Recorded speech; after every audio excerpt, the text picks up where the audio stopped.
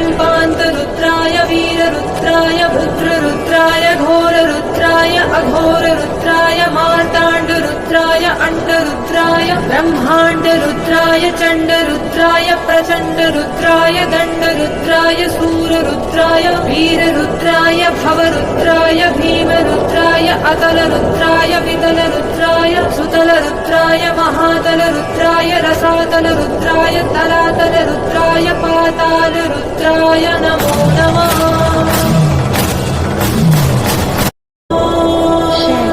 भैरवरुद्राय महारुद्राय कालरुद्राय कल्पान्तरुद्राय वीररुद्राय भद्ररुद्राय घोररुद्राय अघोररुद्राय मार्ताण्डरुद्राय अण्डरुद्राय ब्रह्माण्डरुद्राय चण्डरुद्राय प्रचण्डरुद्राय दण्डरुद्राय सूररुद्राय वीररुद्राय भवरुद्राय भीमरुद्राय अतलरुद्राय वितलरुद्राय सुतलरुद्राय महातलरुद्राय रसातलरुद्राय तलातलरुद्राय पातालरुद्राय नमो नमः।